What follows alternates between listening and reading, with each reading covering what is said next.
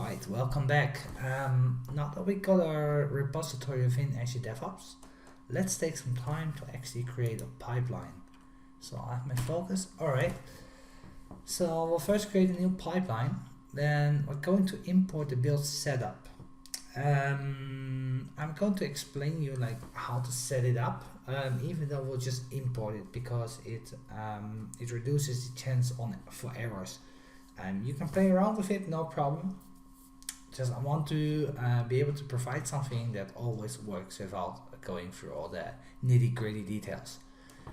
After that, we're going to create a release strategy and set up some continuous triggers. Alright, so let's go back. It's already in here. Just now we left off at the repos, so we go to pipelines, and then we have the build folder, new pipeline, and Azure has shifted from a visual management tool to set up your pipeline to YAML, which is code based, and it has certain advantages so that you can do it from code within your editor. For now, I'm not really comfortable with that, so let's use the classic editor to edit a pipeline. And I have to check what was the name. I think it was MS tutorial off. It comes from Azure repo kit. You can also use GitHub or anything else, Subversion, Bitbucket, no problem. And I'll say let's start with an empty job. So if I look around here and it's empty, and I can select everything, but like I said, we're going to import something. So I'll just save this one, and I'll go back to builds, and over here I'm going to say new, import pipeline. And don't worry, I'll provide this file for you. Import. Alright, so here it already says like some settings need your attention. And the first thing that it actually wants to know is which agent pool are we going to use? Well, since I don't have a private one, so I'll use the Azure Pipelines hosted agent specification. I'll keep it on Windows Visual Studio 2017. Alright, so far so good. Let's go to the sources. It is still looking at my old project where I exported the JSON file from. So I have to put it to MS tutorial off, and yeah, that should be okay. I can double check that because I have a naming issue. MS off tutorial. MS off tutorial. So this one I should throw away. We're going for master. I don't really use branches yet, so alright, no problem.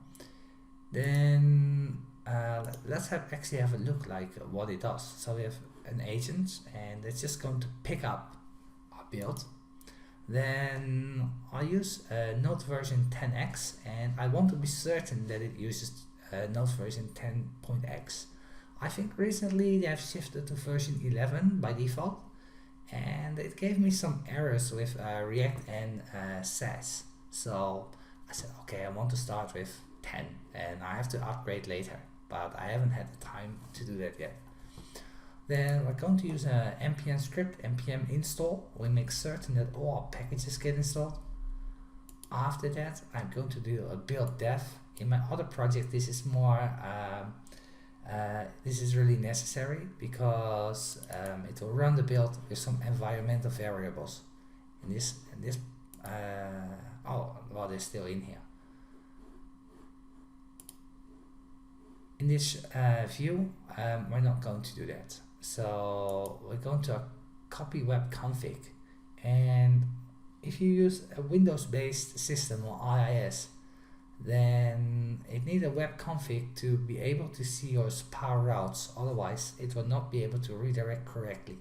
So that's what this is doing. We'll create that later, so no problem. We create a release package, and this one is kind of interesting. It's going to make a zip which it's going to put in the build artifact staging directory, and then the build with build id.zip. This is mainly internally for Azure to know where it has to store the file and where it can get it. So I'm not gonna pay too much attention to this right now. And we're going to say, okay, make a release package. Publish release package is the name. So let's save this. Sure, save it. And from there on, we're going to go to builds. Let's first actually see whether it can build. So this one, we don't need it anymore. It was an empty job. So I'll throw that away. Why didn't it throw it away? Oh, it did actually throw it away. It did not throw it away. Okay, no problem. So you want me to type the name. I'm just cleaning up a little bit, otherwise it might confuse me later on. Oh, I pushed the wrong button on my mouse. It might confuse me later on, which I really don't like. So I'll delete. Okay, so now we only have one. I think the name is still a little bit off. So I call it one. No, sorry. MS of dev. Well, let's just call it that way. No problem. And I'll say save and queue. Pardon me. Now I'm on a shared hosted agent, so it might actually take some time for it to create a build, and that is not really a problem as long as I can see like, okay, it's building, initializing its job, checking out my code. That's going to set the metadata to npm install. It's going to build the dev, copy the web config, create a release package, publish it, post job checkout. So I believe this will work. So I'm not going to wait around here, stick around here to wait for it to finish. First going to go to release and I'll say create a new pipeline. And we want to do a Azure app service deployment. Apply. And we can call this dev. That should work. Now we need to select which file we actually want to send there, and we just made like a pipeline, a build pipeline actually, and it said ms of dev. Alright, I always want to do the latest version, and it has an alias. Okay, whatever. Add. Okay, so now it will we have to say, okay, to where do we actually want to publish this? So my subscription is going to be Visual Studio Enterprise npm. Okay, it wants to have an authorization. Let's see what it can do automatically, or whether I will get an SMS for multi-factor authentication. I think it should be able to find me. Great, it did. Alright. And my app service name, I think I have to refresh once. Alright, there it is. It's a test, I believe. I think I still have it open.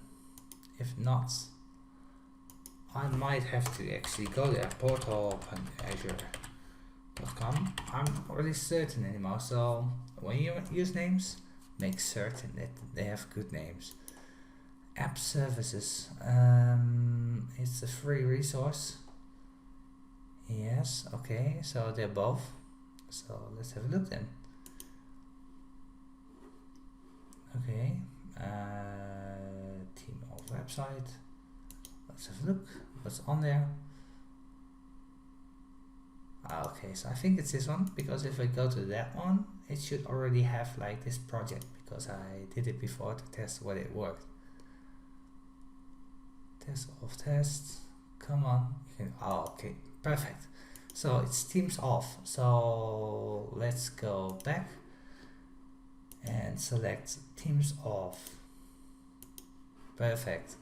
Alright, now it says that it's working. So let's go back to the pipeline, and now it works, but I have to manually press release every time that I want to release it, and I don't want to do that. I want to say every time when a new release or build is available. Sure, let's do that. Save. Okay. So if we go to the builds, we can see that my first build succeeded. We actually want to try our continuous delivery. So let's do it from inside Visual Studio Code, where I'm going to delete the app.test. No problem. We won't be covering testing in here. Deleted app.test.js. Say okay, save it, push. You might get, oh no, you already add the remote, but at the time that you added the remote, you might have been prompted to give your credentials. So now there should be a new build running. Perfect. So this time we will stick around and wait for it to finish. And that might just take a minute or two, maybe 3. I know it's boring, but I just want to show you that it actually works. So, and that our release is going to be triggered automatically.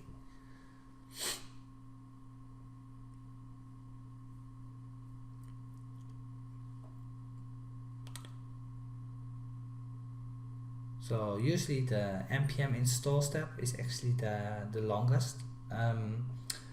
You might be interested in using Yarn here, because Yarn will actually get all the dependencies that are common among packages first, and it will download them, and after that one will not go for every package download the common package again and again and again and again. So it only has to download the other packages, which saves a tremendous amount of time. So yeah, if you're concerned with building times, definitely you look into Yarn. Alright, so it should be done soon. Let me check. So yeah, what I said earlier, I actually should have deleted this. With your variables, you can actually use like client IDs, etc. for your authentication, and this will always override your environment files. The thing with React is it always needs to start with React_app in capitals. If you don't do that, it's not gonna find it, so be aware of that. So when my build is finished, alright, so let's see whether our release is going to be picked up. Yes, it's going to work. It's deploying. So this usually takes less than a minute, depending on your connection, of course, and the resources on Azure. So it's almost done. Then we go back to the web page, and I expect to see like a spinning React logo showing us like, oh great, it's working. So sometimes you get like a bottleneck. Oh, it just updated. It has been succeeded. And you can redeploy. Like if you have many releases, then you can always go back one, redeploy if you find out that somehow a bug slipped through. So let's go back to Azure, and here's my link. And if I renew this, refresh it, voila, we have our React app from the Create React App CLI working. So I'll see you in the next lecture.